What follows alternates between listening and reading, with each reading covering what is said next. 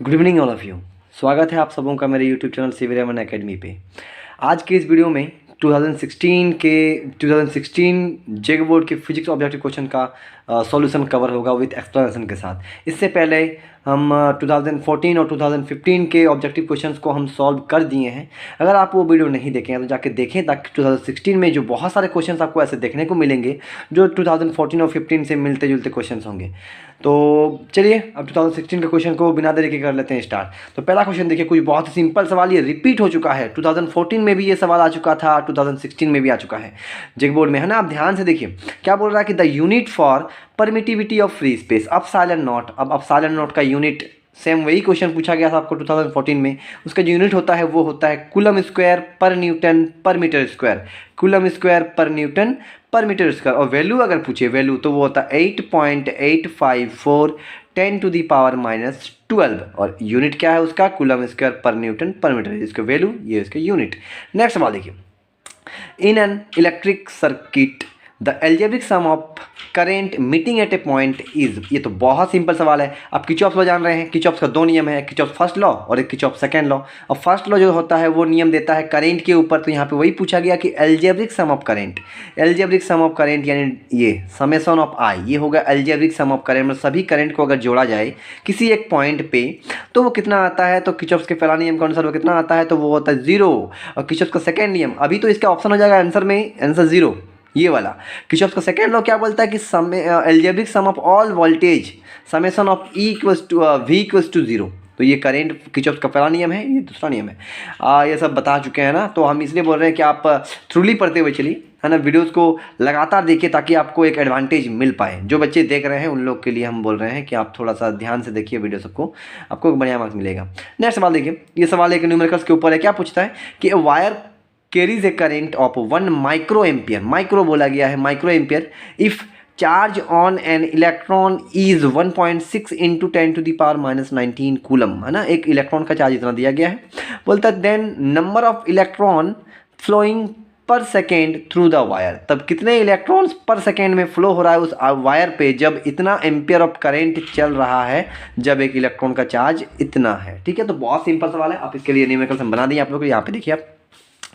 Quantization of charge क्या बताता है, Q equals to N E, जहाँ पे n नंबर ऑफ इलेक्ट्रॉन होता है और E क्या होता है, एलिमेंट्री चार्ज। और E का जो मान होता है वो 1.6 इंटू 10 टू दी पावर -19, जाने रहे हम लोग, है ना। अब क्या हम एक ये फॉर्मूला भी जानते हैं करंट के लिए। करंट के लिए एक फॉर्मूला होता है I इक्वल्स टू Q/T। तो क्या हम यहाँ से लिख सकते हैं Q इक्वल्स टू, ये डिवाइड में दे जाएगा तो I इंटू टी, तो वही कर दिए हैं। ये फॉर्मूला होता है क्वांटाइजेशन पे, ये वाला Q equals to N E. अब Q के जगह पे हम बिठा दिए I इंटू टी, जहाँ पे I कितना बोला गया है, तो I आपको बोला गया है 1 माइक्रो एम्पेयर शायद, हाँ 1 माइक्रो एम्पेयर। तो एक काम करता है, हमको निकालने क्या बोला, नंबर ऑफ इलेक्ट्रॉन्स, तो हम n यहाँ रख देते हैं। E इलेक्ट्रॉन का चार्ज तो दे ही दिया गया आपको कि इलेक्ट्रॉन पे कितना चार्ज है, तो 1.6 into 10 to the power -19 coulomb. तो हम क्या कर दिए, बस इस फॉर्मूला में सिर्फ हम Q का फॉर्मूला बिठा दिए I इंटू टी। अब n हमको निकालना है, हम इसको यहाँ रख देते हैं सब्जेक्ट बना के, इसको इधर पार कर देंगे डिवाइड। अब I बोला गया 1 माइक्रो एम्पेयर, कितना बोला गया 1 माइक्रो एम्पेयर। अब माइक्रो को अगर हम एम्पेयर में चेंज करेंगे तो हमको गुना करना पड़ेगा 1 into 10 to the power -6, micro के लिए -6। अब टाइम कितना सेकेंड, तो हर एक सेकेंड में, हर एक सेकेंड नहीं, ये सेकेंड है 1 सेकेंड। तो आई के जगह पे ये वेट गया, टी के जगह पे ये वेट गया, और ये किसकी जगह पे है, ये तो इस तरह से हम इसको लाए हैं, तो एन हमको निकल जाएगा। अब इसको जैसे काटेंगे, यहाँ पे ध्यान दीजिए आप, अब यहाँ पे ध्यान दीजिए कि इसको जैसे करने जाएंगे तो इसका सॉल्यूशन ऐसे होगा कि यहाँ पे ये 10 टू द पावर -6 है, ये 19 ऊपर जाएगा तो प्लस में आएगा, प्लस में मतलब प्लस, यहाँ पे +19 और -6 कितना आएंगे, तो आएगा 10 का पावर 13, है ना। ये प्लस में हो जाएगा, 10 टू द पावर 13 आएगा। उसके बाद 1 को जैसे ही हम 1.6 से डिवाइड करेंगे वो आएगा 0.625। आप इसको सॉल्यूशन करके देख सकते हैं, मतलब हर एक सेकेंड में इतने इलेक्ट्रॉन्स पार हो रहे हैं उस वायर से। अब ऑप्शन देखते हैं ऐसा ऑप्शन कहाँ पे है, तो वो है आपका 0.625 into 10 to the power 13 electron, option A. Next सवाल, when an ammeter is shunted its measuring range. जब हम एक एमीटर को क्या करते हैं, शंट करते हैं। शंट क्या होता है, बहुत ही लो रेसिस्टेंस को हम उसके पैरेलल में जोड़ देते हैं, है ना। बहुत लो रेसिस्टेंस को हम पैरेलल में जोड़ेंगे। ये सवाल देखने को मिल चुका हमको, गैल्वेनोमीटर में पूछा गया था कि शंट को कहाँ जोड़ते हैं, तो पैरेलल में जोड़ते हैं। तो शंट जैसे ही करेंगे, मतलब पैरेलल में जब लो रेजिस्टेंस वाले करंट को जोड़ देते हैं, तो लो रेजिस्टेंस जोड़ा क्यों जाता है, ताकि उसमें से क्या हो जाए कि लो रेजिस्टेंस से उससे ज़्यादा करंट पार हो पाए और उसका रेंज क्या हो जाए, बढ़ जाए, है ना। एमीटर या फिर गैल्वेनोमीटर को जब हम सीरीज में कनेक्ट कर देते हैं तो उसका रेजिस्टेंस बहुत बढ़ जाता है, जिसकी वजह से करंट कम फ्लो होने लगता है। इसी इफेक्ट को कम करने के लिए हम उसको संटेड करते हैं, और संटेड करने पे उसका मेजरिंग रेंज बढ़ जाता है। आप ये याद रखोगे, इसका ऑप्शन जो होगा वो होगा ऑप्शन बी। नेक्स्ट सवाल पे देखिए क्या बोलता है कि a magnet of magnetic moment m vector is lying along a uniform magnetic field b, the work done in rotating the magnet by 90 degree. हमको वर्क डन चाहिए जब मैग्नेट को हम एक यूनिफॉर्म मैग्नेटिक फील्ड में रख देंगे तो कितना डिग्री पे एंगल चाहिए, जब उसको घुमा देगा वो 90 डिग्री पे रोटेट कर देगा। तो उसके लिए एक काम करते हैं, सबसे पहले तो हमको ये पता है कि अगर एक यूनिफॉर्म मैग्नेटिक फील्ड रहे b और इसमें अगर हम एक मैग्नेट रखते हैं तो उसमें टॉर्क लगता है। ये टॉर्क जान चुके हैं हम, टॉर्क का फॉर्मूला क्या होता है, एम बी साइन थीटा, ये होता है टॉर्क। अब जो वर्क डन निकालने का फॉर्मूला होता है वो ये वाला होता है, W equals to integration of 0 से 90। यहाँ पे हम 90 इसलिए लिए क्योंकि हमको बोला गया कि कितना डिग्री रोटेट करना, 90 डिग्री रोटेट करना है, नहीं तो फिर थीटा होता है, ठीक है। और torque D theta, torque D theta कैसे, यहाँ पे आप थोड़ा समझिए। हम लोग फॉर्मूला जानते हैं वर्क का, वो होता है फोर्स इनटू डिस्प्लेसमेंट। फोर्स यानी बल, डिस्प्लेसमेंट आप समझ रहे हैं, फोर्स लगने पर डिस्प्लेसमेंट हो जाता है। अब यहाँ पे ध्यान दीजिए कि वर्क में हम क्या बिठा रहे हैं, फोर्स की जगह पे टॉर्क रख रहे हैं। क्यों, क्योंकि यहाँ पे क्या बोला कि कितना रोटेट करेगा, रोटेट यानी रोटेशनल मोशन, रोटेशनल मोशन। अब रोटेशनल मोशन में क्या होता है कि ये फोर्स किसके ऊपर होता है, लीनियर मोशन में, जो देखिए ऐसे लीनियर मोशन है ना, वन डायमेंशन। तो फोर्स को रोटेशनल मोशन में किसके जैसा माना जाता है, टॉर्क के जैसा। और डिस्प्लेसमेंट की जगह पे तो angular displacement delta theta, D theta theta angular displacement है ना, तो फोर्स की जगह पे टॉर्क और डिस्प्लेसमेंट की जगह पे थीटा, क्योंकि ये रोटेशनल मोशन है, फोर्स की जगह पे टॉर्क लगेगा, डिस्प्लेसमेंट की जगह पे थीटा लगेगा। अब जैसे इसका इंटीग्रेशन करेंगे कहाँ से कहाँ, 0 से 90, 90 क्यों ले रहे हैं, क्योंकि हमको यहाँ पे रोटेट करना है 90 डिग्री पे, ठीक है। तो यहाँ पे जैसे रोटेट करने जाएंगे, अब टॉर्क का फॉर्मूला जो है वो बिठा देते हैं हम यहाँ पे। इंटीग्रेशन हमको करना है 0 से 90 पे, टॉर्क का फॉर्मूला है M B sine theta D theta, M B बाहर हो जाएगा, एम बी बाहर क्योंकि ये कांस्टेंट है। अब साइन थीटा का इंटीग्रेशन क्या होता है, तो साइन थीटा का इंटीग्रेशन आप जाने रहे हैं, साइन का इंटीग्रेशन क्या होगा, तो साइन का इंटीग्रेशन जो होता है वो होता है आपका माइनस कॉस, क्या होता है वो, माइनस कॉस थीटा, ठीक है। साइन का इंटीग्रेशन क्या होता है, तो माइनस कॉस होता है। अब कहाँ से कहाँ करना है, तो 0 से 90, 0 से 90। अब क्या होता है फॉर्मूला, तो upper limit minus lower limit, तो चलिए M B minus cos theta, upper limit कितना है, तो 90 माइनस, अब माइनस लोअर लिमिट तो minus minus minus cos theta है ना, माइनस कॉस थीटा, तो upper limit minus minus lower limit cos 0 degree, cos 0 degree. जैसे इसको करने जाएंगे ये निकल के आएगा एम बी, अब 90 का तो हो जाता है 0, माइनस माइनस हो जाएगा प्लस, कॉस 0 का मान होता है 1, तो यहाँ पे ऑप्शन आंसर आएगा आपका एम बी, एम बी। कभी भी वर्क डन 0 नहीं होगा, है ना। यहाँ पे बहुत सारे बच्चे बोलते हैं कि यहाँ पे 0 आंसर आता है, 0 नहीं, वर्क डन जो आएगा वो कितना आएगा, एम बी आएगा, एम बी। आप ये देखिए वर्क डन का सही निकालने का एग्जैक्ट जो फॉर्मूला होता है वो ये होता है, work done equals to integration 0 से यहाँ पे 90 लिए हैं, थीटा आप बोला जाता है, 0 से थीटा हम इंटीग्रेशन करेंगे किसका, टॉ और डी थीटा, जहाँ पे टॉक क्या है आपका, टॉर्क है, डी थीटा क्या है, तो डिस्प्लेसमेंट है, एंगुलर डिस्प्लेसमेंट, है ना। ये इसी के सिमिलर है, आप देख सकते हैं फोर्स की जगह पे आपका लगा है टॉर्क, क्योंकि जो लीनियर मोशन में फोर्स का बात होता है वही बात होता है टॉर्क का। अब आता है नेक्स्ट सवाल पे, एम बी होगा इसका आंसर, कभी गलत नहीं करिएगा, 0 नहीं होगा, एम बी। नेक्स्ट सवाल देखिए क्या बोलता था, ratio of root mean square value of value and peak value of alternating current, root mean square value of and peak value of alternating current, इसका हमको रेशियो चाहिए, इसका अनुपात क्या होगा। तो सबसे पहले आप यहाँ पे देखिए, रूट मीन स्क्वायर करेंट को हम डिनोट करते हैं उसको आई आर एम एस से, और पिक वैल्यू ऑफ करेंट को हम डिनोट करते हैं आई नॉट से। अब इन दोनों का रेशियो चाहिए, मतलब I R M S divide I naught, इन दोनों का हमको क्या चाहिए, रेशियो चाहिए। अब आई आर एम एस का जो फॉर्मूला होता है वो होता है I naught by root two, मतलब root mean square of current का जो फॉर्मूला होता है वो होता है I naught by root two. हम यहाँ बिठा देंगे, इसका रेशियो निकल जाएगा। तो कितना आएगा, आई आर एम एस की जगह पे आएगा आई नॉट बाई रूट टू, इसको डिवाइड किससे करना है, तो आई नॉट से कट जाएगा, तो आंसर आएगा 1 बाई रूट टू। तो इसका सही आंसर हो जाएगा आपका 1 by root two, option A. Next सवाल, speed of electromagnetic wave in free space, ये भी रिपीट हो गया, है ना, ये रिपीट होने वाला सवाल है। Speed of electromagnetic wave in free space, तो फ्री स्पेस में स्पीड कितना होता है, तो वो होता है आपको ये वाला 1/√μ0 इंटू एप्सिलॉन नॉट, जहाँ पे म्यू नॉट होता है आपका परमिएबिलिटी ऑफ फ्री स्पेस, ये है आपका परमिटिविटी ऑफ फ्री स्पेस, जो किसके बराबर होता है, ये होता है 3 × 10⁸ मीटर पर सेकेंड स्पीड ऑफ लाइट के बराबर निकल कर आता है एक इलेक्ट्रोमैग्नेटिक वेव का स्पीड, है ना। ऑप्शन सी इसका राइट आंसर होगा। नेक्स्ट सवाल, when a ray of light passes from one medium to another medium which of the following does not change. देखिए हम आपको जब पढ़ाए थे उसी में हम आपको बता दिए थे, है ना, कि यहाँ पे क्या होने वाला है कि लाइट को जब हम एक मीडियम से दूसरे मीडियम में पार करेंगे तो क्या चेंज नहीं होता है, वेलोसिटी चेंज होता है, रिफ्लेक्टिव इंडेक्स भी होगा, वेवलेंथ भी होगा, लेकिन फ्रीक्वेंसी कभी चेंज नहीं होता है। वेवलेंथ तो घट जाता है, वेलोसिटी भी क्या करता है, घट जाता है। अब रिफ्रैक्टिव इंडेक्स तो अलग अलग मीडियम का अलग अलग होगा, तो सभी चेंज हो सकते हैं विदाउट सिर्फ फ्रीक्वेंसी को छोड़ के। Dimension of Planck constant, Planck constant का आपको डायमेंशन पूछा है, तो प्लांक कांस्टेंट को हम डिनोट किससे करते हैं, तो एच से। वैल्यू ये वाला है, ये इसका यूनिट है। अब एक हम फॉर्मूला जानते हैं E=H न्यू, हमको डायमेंशनल फॉर्मूला चाहिए, तो हम एच को बना लेंगे सब्जेक्ट, H बराबर क्या होगा, E/न्यू, सॉरी H=E/न्यू, जहाँ पे E क्या है, एनर्जी है। अब कोई भी एनर्जी हो, पोटेंशियल एनर्जी, काइनेटिक एनर्जी, कोई भी एनर्जी हो, एनर्जी का डायमेंशनल फॉर्मूला हमेशा ये होता है mLT-2।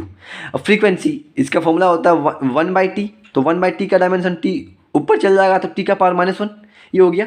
अब यहाँ पे T⁻⁻1 ये जो है T⁻⁻1 से ये कट जाएगा, ये T⁻⁻2 है तो बचेगा सिर्फ एक तो बचेगा, दो तो था एक कट जाएगा, तो कितना आंसर आएगा, m का m, l का l, T⁻2 था एक कट गया मतलब -1, तो mLT-1 ये होगा प्लांक कांस्टेंट का डायमेंशनल फॉर्मूला, तो वो हो जाएगा आपका ऑप्शन नंबर बी mL²।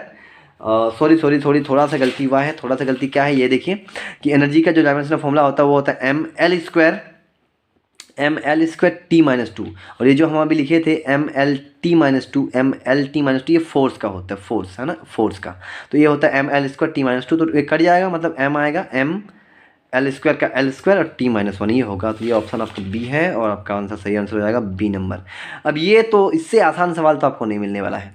क्या बोल रहा है, विच of the following is not a fundamental particle, कौन यहाँ पे फंडामेंटल पार्टिकल नहीं है, तो फंडामेंटल पार्टिकल क्या क्या होते हैं, इलेक्ट्रॉन, प्रोटॉन, न्यूट्रॉन, तो आप उसको छोड़ के जो ऑप्शन में वही हो गया आपका, न्यूट्रॉन है होता है, प्रोटॉन भी आपका फंडामेंटल है, इलेक्ट्रॉन भी है, तो कौन नहीं है, अल्फा पार्टिकल। अल्फा पार्टिकल क्या होते हैं, तो पॉजिटिवली नेचर होते हैं, अल्फा बीटा गामा है ना, ये रेडियो एक्टिव इमिशन से निकलते हैं, रेडियो एक्टिविटी से, अल्फा बीटा और गामा, और अल्फा पार्टिकल जो होता है वो पॉजिटिवली चार्ज होते हैं, किसके बराबर, तो हीलियम 2+ को ही हम अल्फा पार्टिकल के नाम से जानते हैं। चलो नेक्स्ट बात है, तो यहाँ पे कौन नहीं है, अल्फा पार्टिकल नहीं है। नेक्स्ट सवाल क्या है, in an atom electrons can revolve only in those orbit in which it's angular momentum is integral multiple of, इसमें से क्या सही होगा, तो आप सही सुनिए। एटॉमिक, जब एटम के बारे में चर्चा हो रहा था तो एटॉमिक मतलब बहुत कोई ने दिया, डाल्टन, थॉमसन, रदरफोर्ड, और उसके बाद भोर आए, भोर को तो भोर जी को ये भी मिला था, नोबेल प्राइज से भी पुरस्कृत किया गया था। तो अब यहाँ पे देखिए क्या था कि रदरफोर्ड क्या बोले कि इलेक्ट्रॉन ये नाभिक है और नाभिक के चारों ओर इलेक्ट्रॉन रुका हुआ नहीं है, वो घूम रहा है एक ऑर्बिट पे, वो घूम रहा है, इलेक्ट्रॉन घूम रहा है। अब ये नहीं बताया कि कहाँ घूमेगा, यहाँ कहाँ घूमेगा, उसके लिए कोई पुख्ता जानकारी नहीं दिया। वॉल्स ने क्या कहा कि इलेक्ट्रॉन जो घूम रहा है वो उसी ऑर्बिट पे घूम सकता है जिसका एंगुलर मोमेंटम यानी L, एंगुलर मोमेंटम किसके बराबर होगा, तो NH/2π, जहाँ पे n क्या हो सकता है, 1 2 3 4, इंटीग्रल मल्टीपल में आएगा एंगुलर मोमेंटम NH/2π, तो इसका पे n, यहाँ पे ये वाला फॉर्मूला, यहाँ पे n कितना ले गया, 1 रखेंगे तो ये फॉर्मूला निकल कर आएगा आपका H/2π, ये होता है सही आंसर ये वॉल्स के हिसाब से, कि इलेक्ट्रॉन उस ऑर्बिट पे घूमेंगे जिसका एंगुलर मोमेंटम H/2π होगा। फर्स्ट ऑर्बिट ये वाला है, यहाँ पे 2 होगा तो 2H/2π ये सेकेंड ऑर्बिट के लिए होगा, n का वैल्यू 3 लेंगे तो थर्ड ऑर्बिट के लिए, 4 लेंगे तो फोर्थ ऑर्बिट, ठीक है। तो इसका सही आंसर होगा H/2π, है ना। तो वोर के एटॉमिक मॉडल पे साफ आपको देखने को मिलेंगे। अब आते हैं नेक्स्ट सवाल पे, as temperature increases the resistance of a semiconductor. याद करिए हम आपको कितना बार बोले थे कि ये नोट्स आपके लिए बहुत मददगार होगा कि टेम्परेचर को बढ़ाएंगे तो रेजिस्टेंस क्या होगा सेमीकंडक्टर का। अब सेमीकंडक्टर हाई टेम्परेचर पे काम ही करता है, मतलब सेमीकंडक्टर में हाई टेम्परेचर देंगे तो वहाँ से करंट फ्लो होगा, मतलब टेम्परेचर बढ़ने पर उसका कंडक्टिविटी बढ़ जाता है तब ना करंट फ्लो होता है, तो इसका मतलब क्या है, उसका रेजिस्टेंस क्या हो गया होगा, डिक्रीज घट जाता है, टेम्परेचर बढ़ाने पे सेमीकंडक्टर का रेजिस्टेंस डिक्रीज करेगा। आप 2014 और 2015 वाले ऑब्जेक्टिव क्वेश्चन को देख के आइए, या फिर मॉडल सेट जो हम बताए हैं आपको, मॉडल सेट 2023 में जो भी आया हुआ है सब कराए हैं, वो सब पढ़ने के बाद आप यहाँ पे आइए, तब आपको देखिए कितना मजा आएगा। अब 2016 चल रहा है अभी, कल हम स्टार्ट करेंगे 2017, ऐसे करके। तो आपको क्वेश्चन देखने से मतलब नहीं बनता ना, आपको खुद से बनाने भी आना चाहिए। तो कुछ क्वेश्चन आप तैयारी करिए बढ़िया से, है ना। अब आते हैं नेक्स्ट सवाल, देखिए अब अब नेक्स्ट सवाल क्या है वो देखिए। बोल रहा है the Boolean expression, the Boolean, ये सवाल है, the Boolean expression for OR gate. और गेट के लिए बुलियन एक्सप्रेशन क्या है? तो और गेट के लिए जो बुलियन एक्सप्रेशन होता है, और जान ही रहे हैं, और एडिशन ऑपरेटर पे काम करता है, उसका बुलियन एक्सप्रेशन होता है a प्लस बी, है ना। ये इनपुट है a प्लस बी, ये आउटपुट है a प्लस बी। ऑप्शन ये वाला होगा। ये किसका है? a डॉट बी मतलब मल्टीपल, ये एंड का है, याद रखोगे। ये किसका है? ये एंड का है। ये हो गया आपका और का। ये किसका है? तो ये नैंड का, हम लोग देख चुके हैं, ये ऊपर सवाल भी पूछा था आपको नैंड के ऊपर, तो ये नैंड का हो गया बुलियन एक्सप्रेशन। ये किसका है? तो ये आपका नॉट का है। देखिए आपको यहाँ पे 4 गेट देखने को मिलते हैं, और गेट, ये और गेट क्या है? ये एंड गेट, ये नॉट गेट और ये नैंड गेट, ये चारों गेट देखने को मिलते हैं। चारों गेट का ऑप्शन में आपको मिल जाएगा कि सबका बुलियन एक्सप्रेशन क्या होगा। तो ये और का ये वाला, ये एंड का, ये नैंड का और ये नॉट का, आप ये सब भी याद रखोगे। नेक्स्ट सवाल क्या बोलता है? Radio waves are reflected from, option है आइनोस्फीयर, स्ट्रेटोस्फीयर, ट्रोपोस्फीयर। आप जान रहे हैं ना कि हम लोग का जो अर्थ होता है, अर्थ के वायुमंडल का बहुत सारा लेवल होता है। फर्स्ट लेवल को हम बोलते हैं ट्रोपोस्फीयर, जिसको हम हिंदी में क्षोभ मंडल, फिर आता है स्ट्रेटोस्फीयर, समताप मंडल, उसके बाद हमको देखने को मिल जाता है आयनोस्फीयर, आयन मंडल, है ना। तो ये जो लेवल है एटमॉस्फेयर का हमारे अर्थ का, उसमें से रेडियो वेव्स जाने रहे हैं ना, जहाँ पे रेडियो हम लोग यूज़ करते थे पहले, रेडियो अब देखे भी होंगे, रेडियो फिर टेलीविज़न, ये सब रेडियो वेव से चलते हैं। तो इसमें कहाँ से रेडियो वेव जाता है और टकरा के वापस आता है, ताकि हम वो काम उसके रेडियो वेव्स के यूज़ करके हम रेडियो, टेलीविज़न ये सब यूज़ कर पाते हैं। तो उसका जो सही आंसर होता है वो होता है आपका आयोनोस्फीयर। आयोनोस्फीयर क्या होता है ना? आयोनोस्फीयर का बहुत सारा मोटा लेयर होता है, किसका? इलेक्ट्रॉन्स का। ये इलेक्ट्रॉन्स कैसे होते हैं? ये इलेक्ट्रॉन एटम जब आयनाइज हो जाते हैं, आयनाइज मतलब यहाँ से इलेक्ट्रॉन बाहर निकल जाते हैं और वो एक लेयर बना लेते हैं, जिसको हम आयोनोस्फीयर का रूप लेता है वो, ठीक है। अब नेक्स्ट सवाल क्या है कि वो देखिए, coaxial cable has a bandwidth आप सिंपल में इसको समझिए, ये कम्युनिकेशन चैनल का सवाल है। बैंडविड्थ मतलब आप फ्रीक्वेंसी रेंज समझ लीजिए, फ्रीक्वेंसी रेंज।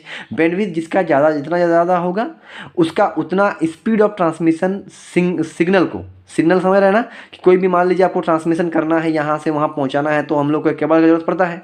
तो उस केबल, बैंडविड्थ का मतलब क्या है? फ्रीक्वेंसी रेंज, कि उसका फ्रीक्वेंसी रेंज मतलब कितना रेंज तक वो अपने ट्रांसमिशन कर सकता है किसी भी मैसेज को, किसी भी सिग्नल को। तो कोएक्सियल केबल का जो बैंडविड्थ होता है, मतलब फ्रीक्वेंसी रेंज जो होता है मैक्सिमम, वो अप्रॉक्सीमेटली होता है 750 मेगाहर्ट्ज। इसका आंसर होगा ऑप्शन सी। अब देखिए आपको 2016 भी हो गया, है ना, कल हम अपलोड करेंगे 2017। तो आप पढ़े, बढ़िया से पढ़िए और कॉपी कलम लीजिए, नोट्स लिखिए। जैसे यहाँ पे आपको बहुत सारा नोट्स मिल गया इस जगह पे, है ना। आइनोस्फीयर से रेडियो वेव्स बाहर आएंगे, तो मज़ेदार है, आप करते रहिए, आपको अच्छे से पास हो जाओगे आप लोग, है ना। तो अभी समय नहीं बचा है, तैयारी करिए। हम कल आप लोग के लिए नेक्स्ट लेके आएंगे 2017 का। फिर उस प्रकार से हम फिजिक्स को ख़त्म करते हैं, केमिस्ट्री वाला भी अपलोड करेंगे, और अगर समय बचा तो हम मैथ का भी जरूर कर देंगे आप लोगों को। आप पढ़िए, बढ़िया से पढ़िए, ठीक है। मिलते हैं नेक्स्ट वीडियो।